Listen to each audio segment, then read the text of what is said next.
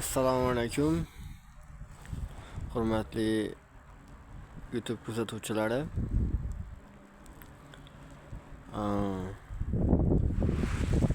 Bittasi yetib chiqdi-da yaqinda.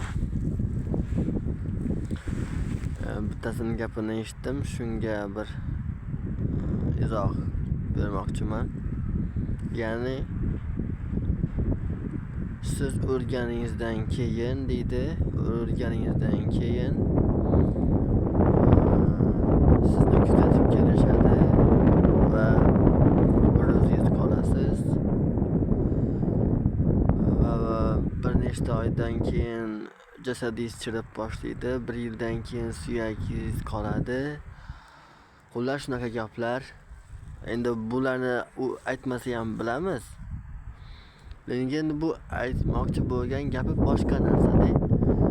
Aytyaptiki, shu o'rganingizdan keyin dedi, 3-4 kundan keyin dedi, a'zolaringiz dedi, sizni unutishni boshlaydi dedi. Bir yildan keyin dedi, to'y qilishadi, boshqa qilishadi. Ha, endi nima qilishsin ular? Nima qilishsin? Agarda siz go'ringizda tinch yashashni xohlasangiz, yorug' yuz bilan Alloh taoloning dargohiga borishni istasangiz, mana shu dunyoda yaxshi ishlarni qilib qo'ying. Namoz o'qing, roza tuting. Odamlarga qanaqangi bir savob ishlar bo'ladigan bo'lsa, shu ishlarni qiling. Qani sizni u dunyoda qanaqa yomon kutib olisharmikan? Islom dinida 3 kundan keyin aza tutish mumkin emas. Islom dinida 3 kun aza tutiladi. 3 kundan keyin o'sha o'lganlikni unutish kerak. Bu islom dinida yozilgan narsalar bo'lib siz unga xafa bo'lib o'tirmang, yaqinlaringizdan, boshqasidan. Meni shunchalik unutishar ekan dedi. Nima gap dedi. Ular uchun bir ish qilishimiz kerak, ularni o'ylashimiz kerak. Shunaqa gaplarni gapirdi-da. Agarda siz oxiratim omon bo'lsin desangiz, o'zingiz uchun qilasiz hamma ishni, faqat o'zingiz uchun ishlar qilasiz, o'zingiz uchun namoz o'qiysiz, o'zingiz uchun roza tutasiz. Yaqinlaringizga aloqasi yo'q, yaqinlaringiz nima qilishi kerak? Yaqinlaringiz albatta sizni unutishga majbur.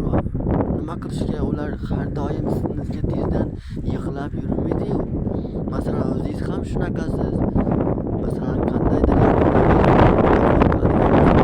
faqatgina o'ylab siqtab yurmaysiz. Davom etadi, o'lgani ketidan o'lib bo'lmaydi.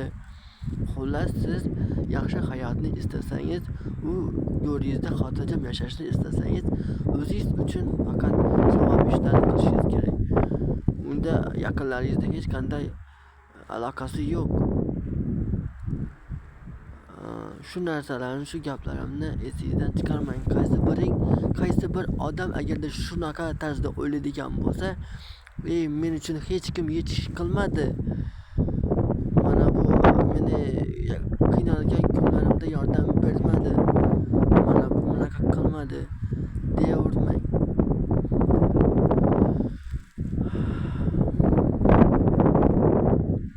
Nima desam?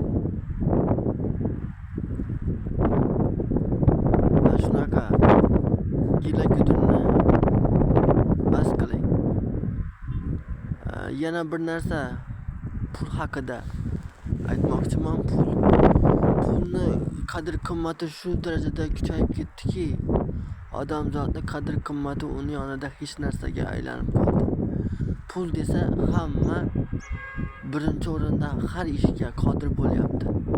Bu gunoh ish bo'lsin, xoh savobli ish bo'lsin, xoh og'ir ish bo'lsin, xoh yengil ish bo'lsin, nima ish qilsa rozi bo'lyapti odamlar pul uchun. Savobli ishlar uchun emas.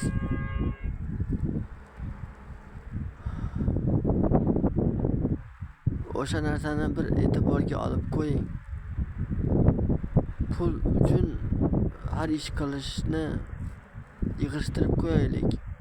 Pul uchun gunoh ishlarni qilishni to'xtataylik. Like bosing, obuna bo'ling, sog' salomat bo'ling.